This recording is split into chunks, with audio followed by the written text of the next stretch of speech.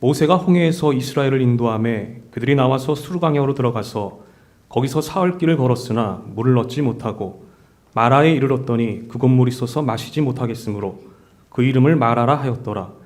백성이 모세에게 원망하여 이르되 우리가 무엇을 마실까 하매 모세가 여호와께 부르짖었더니 여호와께서 그에게 한 나무를 가리키시니 그가 물에 던지니 물이 달게 되었더라. 거기서 여호와께서 그들을 위하여 법도와 율례를 정하시고 그들을 시험하실세 이르시되 너희가 너희 하나님 나 여호와의 말을 들어 순종하고 내가 보기에 의를 행하며 내 계명에 귀를 기울이며 내 모든 규례를 지키면 내가 애굽 사람에게 내린 모든 질병 중 하나도 너희에게 내리지 아니하리니 나는 너희를 치료하는 여호와임이라. 오늘은 여호와의 이름 두 번째 시간, 여호와 라파, 치료하시는 하나님에 대해서 함께 말씀을 나누겠습니다. 출애굽기 15장에 나오는 이 치료하시는 하나님, 우리가 복음성가를 통해서도 잘 아는 여호와 라파는 백성들에게 광야에서 나타나신 하나님의 이름이었습니다. 그것도 가장 힘들고 가장 낯설고 가장 난처한 순간에 나타나신 여호와의 이름이었습니다. 홍해바다가 갈라지는 놀라운 기적을 출애굽한 이스라엘 백성들이 경험하지요. 그리고 3일 동안 수르 광야를 헤매게 됩니다. 불과 3일 전에는 하나님이 베풀어 주신 놀라운 기적을 보면서 찬양했던 사람들입니다. 그런데 3일 동안 광야길을 걸어가서 물이 없어 목말랐던 이들은 하나님과 모세를 향해 원망합니다. 사실 이 원망의 부분에서 우리는 이 사람들이 정말 한심하다. 아니 어떻게 하나님 앞에 이렇게 쉽게 원망하나? 이렇게 반복되어 잘못을 하나? 이렇게 생각할 때도 있지만 입장을 바꿔놓고 생각해 보면 아마 이 상황에서 원망 안 할 사람 별로 없으리라 생각이 듭니다. 하나님의 은혜는 아주 극적이었고 기적은 명확했지만 이스라엘 백성들도 나름 살던 근거지 내려놓고 처자식을 이끌고 모세의 인도를 바라보며 광야로 나왔던 거예요. 이 사람들도 생업, 생계, 인생 다 걸고 지금 광야로 나온 겁니다. 그러면 최소한 무슨 대단한 유토피아는 아닐지라도 생존은 돼야 되지 않겠습니까? 먹고는 살아야지요. 그런데 처자식을 데리고 다 같이 나왔는데 이 수백만 명의 이스라엘 백성들인데 마실 물이 없다. 여러분 이거는 지금 이 자리에서 죽을 수도 있다는 위기감을 갖게 되는 겁니다. 그러니 3일이란 기간이 짧아는 보이지만 3일 동안 제대로 마시지 못하면 사람들의 심적으로도 육적으로도 이건 약할 수밖에 없는 거예요. 위기감을 느끼는 거죠. 야, 내가 이러려고 광야에 나왔나? 이러려고 출애굽했나? 애굽 땅이 힘들긴 했지만 최소한 마실 물이 없어가지고 우리가 이렇게 어린 자녀 눈물 짓는 걸 내가 보지는 않았다는 거죠. 그래서 원망한 거예요. 지치고 목마른 사람들, 지금의 상황 가운데 야, 내가 이러려고 이럴 줄은 몰랐다 라고 생각하는 백성들의 원망의 목소리. 2020년을 시작하면서 누구도 예상하지 못했던 광야 같은 3일을 지금 우리는 지나가고 있습니다. 아니, 어찌 보면 물이 없어서 당황했지만 물을 발견했는데 이게 마실 수 없는 물을 발견한 거예요. 이게 마라의 비극이죠. 마라는 쓰다라는 뜻이지요. 물이 있는데 못 마시는 거예요. 마실 물이 안 되는 거예요. 오늘 우리 대한민국 사람들, 전 세계의 대부분의 인류가 2020년을 시작하면서 이렇게 어려우리라고 예상했던 사람은 별로 없었을 겁니다. 누구나 근사한 계획도 세우고 또 자기 스스로 다져가면서 최선을 다해 올해도 일하고 공부하고 노력하려고 했던 우리의 일생이었습니다. 그러나 최근의 6개월은 우리의 모든 계획이 수포로 돌아가고 내가 지금 이러다간 큰일 나고 우리 집안 망하겠고 내 사업 접어야 되겠다라고 생각하는 위기에 봉착한 사람들이 얼마나 많은지 몰라요. 건강의 문제, 경제의 문제, 언제나 힘들고 어려웠던 문제들이지만 우리의 연약함을 고스란히 드러내고 있는 코로나19의 상황입니다. 건강한 청년들의 문제는 더 심각하죠. 제가 최근 20대들 인터뷰에 그런 글귀가 눈에 들어왔습니다. 지금 취업을 할 수가 없잖아요. 기업들이 장사 경제가 안 되고 어려우니까 이렇게 토로하더라고요. 취업이 어렵다고는 하지만 취업 전선에서 떨어져 볼 기회조차 없습니다.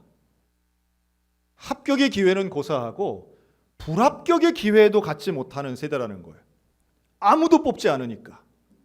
하다못해 요즘은 알바 자리도 자영업자들이 다 문 닫고 장사를 못하는 바람에 알바생들조차도 지금 그 자리가 없더라는 거죠. 참 마음이 아픕니다. 학교를 못 가는 학생들이나 출근을 못하는 직장인이나 장사를 못하는 자영업자나 또 스스로의 그런 답답한 모습을, 가족들의 모습을 보는 이 코로나 우울증에 모두가 힘든 이 상황, 아마 가정에서도 날카롭게 지금 예민하게 반응하시는 분들 참 많을 거예요. 누구나 한마디 하면 그냥 서로 간에 공격하고 집안에 같이 있으면서 힘든 하루하루를 보내시는 분들, 의도하지 않은 불평, 계획하지 않은 원망들이 가득한 시절에 지금 우리는 살고 있습니다. 눈에 보이는 물은 마실 수 없고 우리의 갈증은 더욱 타들어가는, 그래서 입에서는 원망과 불평이 쏟아져 나오는 상황, 이게 바로 마라의 상황입니다. 여러분, 우리 어떻게 해야 되나요? 그런데 오늘 본문에 보면 모두가 목마르지만 원망하지 않는 사람 하나가 있어요. 모세는 원망하지 않고 있습니다.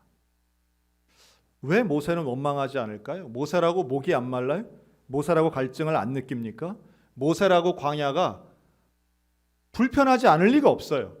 모세도 힘들고 모세도 부담되고 모세도 목마릅니다. 그런데 맨 앞에 서 있는 리더로서 그는 원망할 수도 없고 원망해서도 안 되는 자리에 그는 서 있는 거죠. 모세도 연약한 인간입니다. 아마 집안에 있는 가장들 지금 얼마나 어려울까 생각해 봐요. 힘들다고 말도 못하는 가장들, 경제를 책임져야 하고 가족을 책임져야 하는 입장에서 회사도 마찬가지고 우리 사장님들 얼마나 힘들까. 그런데 그때의 모세는 그 힘든 모습 가운데 원망이 아닌 부르짖는 기도를 선택한 줄로 믿습니다. 모세는 하나님 앞에 부르짖습니다. 여러분, 이 부르짖는 모세의 모습을 한번 떠올리셨으면 좋겠어요. 하나님, 이거 큰일 난 거 아닙니까? 하나님, 지금 저들의 목마름에 대한 원망은 당연한 겁니다. 하나님 아시지 않습니까? 만약에 이 백성들의 원망이 죄였다면 하나님 심판하셨을 거예요. 그러나 원망을 죄로 보지 않습니다. 원망과 불평이 잘한 일은 아니지만 그러나 이 상황에서 원망 안 한다는 것도 이상한 거죠. 원망에 대해 질책하지 않으십니다. 질책하는 대신 쓴물을 단물로 바꿔주신 분이 우리 여호와 하나님이신 줄로 믿으시기 바랍니다. 다만 쓴물이 단물되는 이 놀라운 여호와 라파의 은혜가 임할 때에 필요했던 것 두 가지가 있었어요. 오늘 이게 참 중요해요. 과정이죠. 쓴물이 단물이 되는 것은 전적인 하나님의 은혜였지만 두 가지 과정이 있었어요. 하나는 모세의 기도였다는 거예요. 부르짖는 기도가 있었어요. 두 번째는 모세의 순종이 있었습니다. 자, 어떤 순종이 있었는가? 이 순종의 단계가 있습니다. 하나님께 부르짖으며 막 기도를 하는데 하나님이 나무 하나를 가리키셨다 그래요. 나무를 가리키셨답니다. 어떻게 가리키셨을까요? 참 신기한 거죠. 저는 이렇게 생각합니다. 하나님이 손가락으로 나무를 가리키셨을까요? 모세의 눈에 나무가 들어오게 한 거죠. 모세의 마음에 그 나무가 보이는 거예요. 쓴물이긴 했지만 말하는 물이 있는 곳이에요. 당연히 나무가 있을 수 있습니다. 사람은 마시지 못하는 물이었지만 나무는 있을 수 있는 곳이었다는 거죠. 광야가 척박한 땅이긴 했지만 나무가 있는 거예요. 큰 나무는 아니었겠지요. 덤불 같은 나무였을 겁니다. 이 나무의 종류나 수종이나 아니면 그 나무의 성분은 그렇게 중요하지 않아요. 하나님이 가리키신 나무라는 게 중요합니다. 하나님이 가리키신 나무가 모세의 눈에 보였어요. 하나님의 특별하신 명령이 있는 건 아닌데 하나님이 가리키셨더니 그 나무가 마음에 찔리고 눈에 보이고, 그리고 모세는 그 나무를 물에 던집니다. 여러분, 이러한 결단, 이러한 행위, 여러분 이것을 하나님은 순종으로 보신 줄로 믿으시기 바랍니다. 하나님 왜 이런 방법을 택하셨을까요? 합리적 생각이라면 여러분 마라 다음에 나오는 곳이 어디예요? 엘림이라는 곳입니다. 엘림에 가면 충분한 물이 있는 일종의 오아시스예요. 물샘 12, 종려나무 70그루가 있는 아주 규모가 큰 오아시스예요. 그런데 이 엘림은 한 8km밖에 안 떨어져 있는 거예요. 금방 가면 되는 거예요. 그냥 걸어가면 한 2-3시간이면 가는 거예요. 차라리 야, 기도하면 엘림이 있어. 조금만 더 가봐. 조금만 더 가봐. 애들까지 포함해서 몇 시간 안 걸려. 거기 가면 동시에 한꺼번에 마실 수 있는 거예요. 그런데 하나님은 엘림을 가르쳐 주시거나 인도하시기 이전에 쓴 물이 단물 되는 것을 경험케 하셨다는 거예요. 분명히 마라의 교훈이 있는 것이요. 분명히 마라의 이유가 있어요. 저는 여기에서 그 마라의 이유를 모세의 순종에서부터 찾고 싶습니다. 기도하는 모세, 그리고 나무를 가리키시는 하나님, 그리고 그 나무를 쓴 물에 던지는 모세의 행위, 여러분 이게 백성들에게 보이는 거지요. 그리고 그 놀라운 치료의 역사를 백성들이 누리게 됩니다. 저는 오늘도 마라를 살아가는 우리에게 수르광야와 마라에서의 원망과 불평의 시대를 살아가는 우리에게 모세가 했던 부르짖는 기도와 나무를 던지는 순종이 있으시기를 주님의 이름으로 축원합니다. 지난주에 우리 장로님들과 당회를 했습니다. 당회를 하는데도 이 넓은 본당에서 뚝뚝 떨어져 앉아가지고 우리 마스크 끼고 당회를 했거든요. 그런데 뭐 지금 사실 논의할 게 없어요. 당회를 할 때는 다른 거 할 게 없어요. 우리 기도할 수밖에 없는 건데 안건이 딱 하나가 있었습니다. 우리 장로님 중에 한 분이 제안을 하시는데 그러시는 거예요. 지난주에 목사님께서 강단에서 헌금 기도를 하시는데 장로님이 은혜 받으셨다는 거예요. 여러분, 되는 교회는 헌금 기도에도 은혜를 받습니다. 근데 이제 헌금 기도가 어땠냐 하면 지금 우리 온라인 헌금을 하지 않습니까? 그래서 헌금 시간에 우리 온라인 헌금을 한 그 내역서를 우리 사무실에서 이제 권사님이 출력을 해가지고 그거를 이렇게 올리세요. 그러니까 이전에는 우리가 헌금함에 있는 것을 봉투를 모아서 이 강단에 올렸다면 지금은 온라인 헌금을 한 리스트를 출력을 해서 이렇게 올려주시거든요. 그래서 그걸 보고 제가 이제 기도를 합니다. 그걸 손에 들고. 그런데 지금 우리 교인들의 상태가 어떠냐 하면 가장 이제 다들 어렵군 하지만 자영업자분들 중에 월세를 내시는 분들이 있습니다.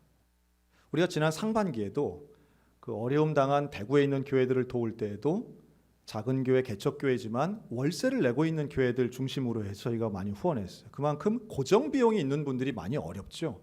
근데 지금 우리 교인들도 어떤 상황이냐 하면 대출을 내서 월세를 내고 있습니다. 또 장사가 어느 정도 안 되느냐 하면 하루 종일 한 명도 안 오시는 거예요, 손님이. 그런 분들 지금 너무 많아요. 하루 종일. 그리고 그것이 지금 몇 주, 몇 달째 이어지고 있어요. 장사가 전혀 안 되고 있어요.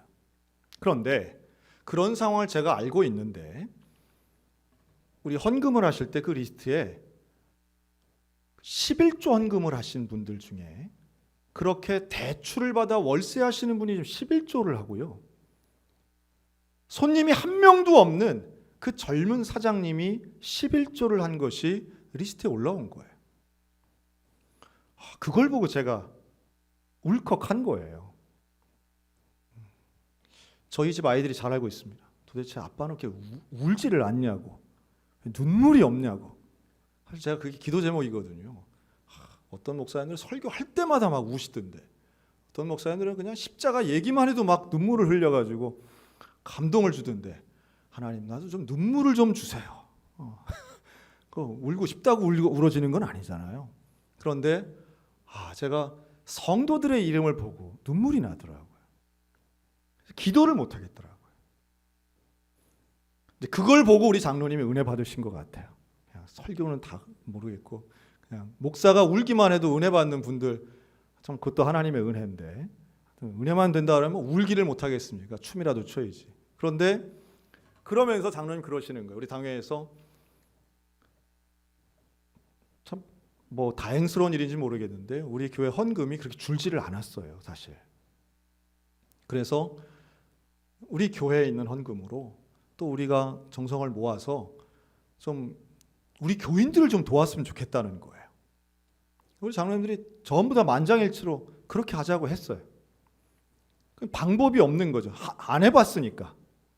우리가 교회 헌금으로 선교사를 돕고 교회를 돕고 또 우리가 매달마다 구제를 하고 이런 건 했지만 우리 교인들을 현금으로 돕는 것은 해본 적이 없어요.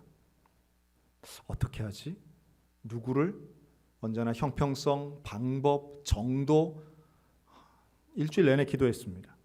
기도하면서 결정했어요. 그래, 하는데 씨앗 헌금을 한번 해보자. 이름을 정해봤어요. 씨앗 헌금. 씨앗 헌금은 희망과 소망의 씨앗을 심는 것이고, 헌금을 우리 성도들이 하든 안 하든 어쨌든 우리 교회에 있는 현재의 재정 가지고 우리 성도들 그 아픔과 지금 난처한 상황을 도와주자. 그리고 계획을 세우는데요, 오늘 말씀이 자꾸 떠오르는 거예요. 모세에게 하나님이 가르쳐 주신 게 있어요. 나무를 가르쳐 주시지 않습니까? 나무에게 능력이 있는 건 아니에요. 그 나무가 어마어마한 것도 아니에요. 그런데요, 가르쳐 주시고 마음을 품게 하시는 그것을 순종하여 취하여 쓴물에다 집어넣으니까 단물이 되더라는 거예요.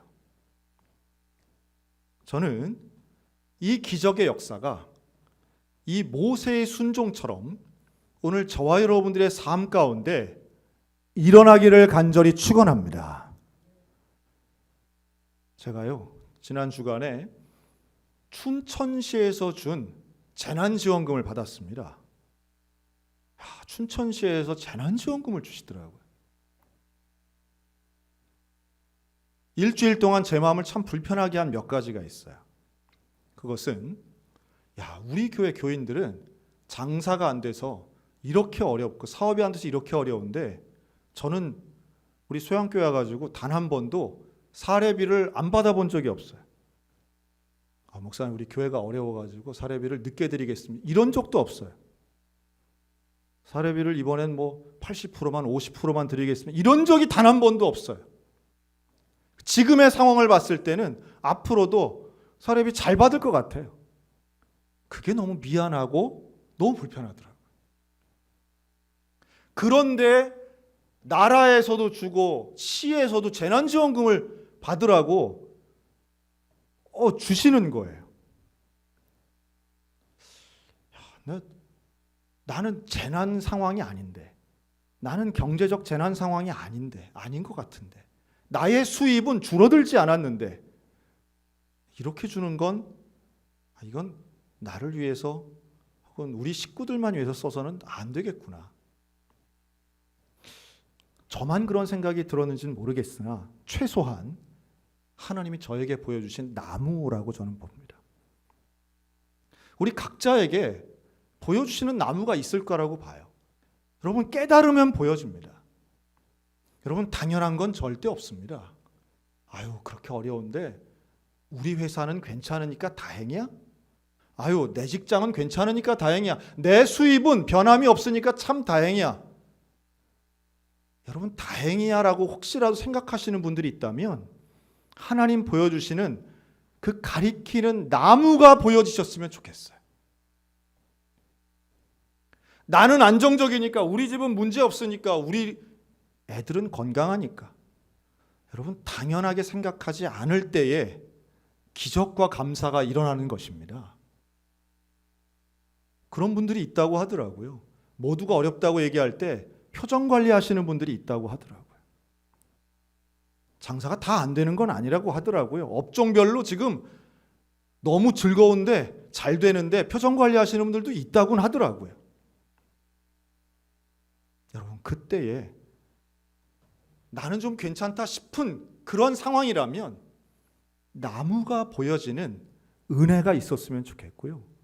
그 나무를 쓴물에 집어넣는 순종이 있었으면 좋겠습니다. 저는 우리 소양교회가 하나님의 음성을 듣고 부르짖음의 기도와 순종의 실천이 있어서 하나님의 역사가 일어난 교회가 되었으면 좋겠습니다. 또한 여호와 라파의 하나님은 그냥 말씀만으로 이루시는 분이 아님을 기억하셨으면 좋겠어요. 하나님이 행하시는 방법과 과정이 있습니다. 그냥 되는 게 아니에요. 기도하는 사람과 행동으로 실천하는 사람이 있을 때에 고쳐지는 거예요. 이게 바로 엘림으로 바로 보내지 않으시고 마라에 멈춰서게 하신 이유라고 저는 믿습니다. 코로나19 상황 속에 우리가 누군가는 원망할 수밖에 없는 상황이지만 그 가운데 누군가는 기도하는 것이고 누군가는 하나님이 가리키시는 것이 보여지는 사람이 있고 누군가는 그것을 쓴물에 집어넣는 행동하는 순종의 사람이 있음을 깨닫는 우리 모두가 되시기를 주의 이름으로 축원합니다. 그러면 하나님 말씀하시는 거예요. 그 마라에서 하나님이 놀라운 원리를 하나 세우십니다. 그게 바로 계명과 규례를 세우시는 거예요. 거기서 이 마라에서 25절에 보면 여호와께서 그들을 위해 법도와 율례를 정하시고 그들을 시험하셨다 말씀합니다. 여러분 이게 최초로 나오는 법도와 율례예요. 하나님이 십계명을 주시기 이전이에요. 법도를 주셨어요. 율례를 정하셨어요.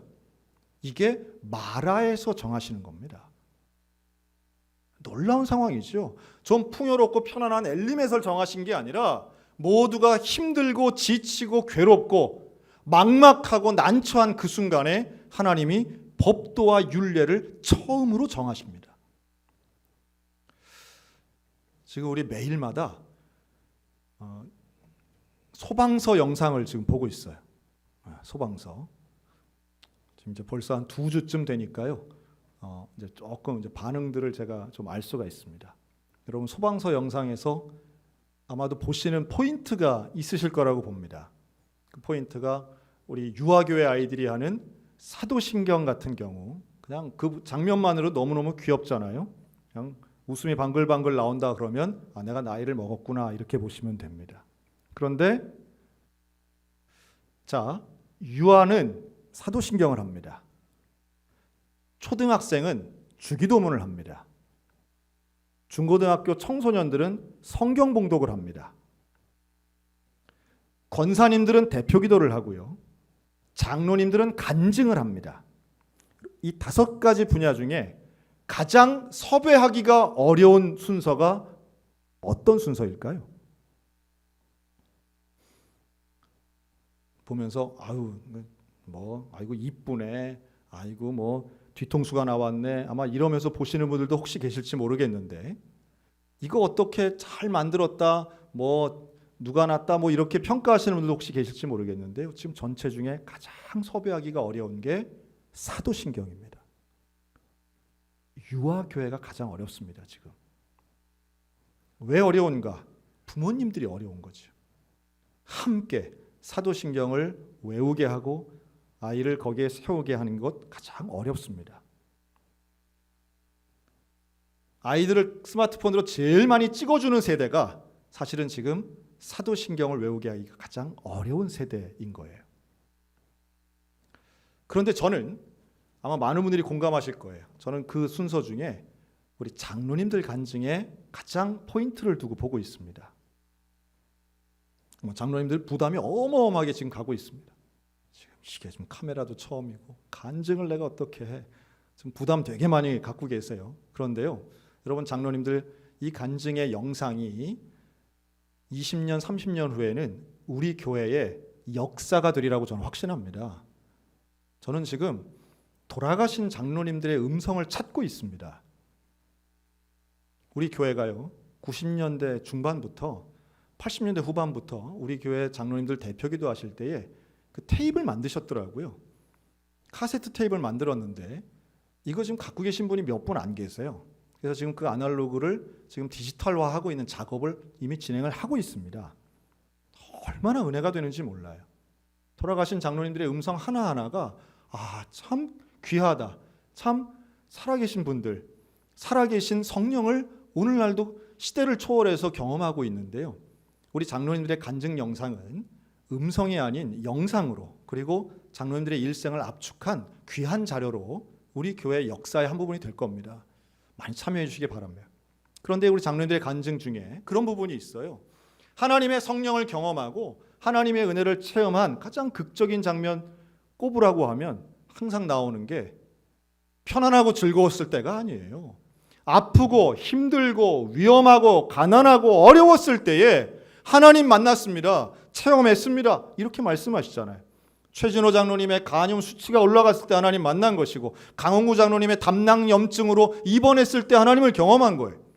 여러분, 질병 자체는 복이 아니지만 질병을 경험하고 가난과 실패와 어려움의 이런 마라의 경험을 할 때에 하나님의 법도와 율례를 정하실 수 있는 것은 그때의 심정이 하나님을 향하여 열리고 순종하는 자세가 되고 하나님의 기적을 기적으로 받아들일 수 있는 가장 좋은 토양이 되기 때문입니다. 오늘 우리의 이러한 어려운 상황이, 이런 마라 같은 상황이 하나님의 법도와 율례를 경험하는 말씀의 시절 되시기를 주님의 이름으로 축원합니다. 그때 하나님이 약속하시는 거예요. 너희가 내 계명에 귀를 기울이고 내 모든 규례를 지키면 내가 애굽 사람에게 내린 모든 질병 중 하나도 너희에게 내리지 아니하리니 나는 너희를 치료하는 야훼입니다.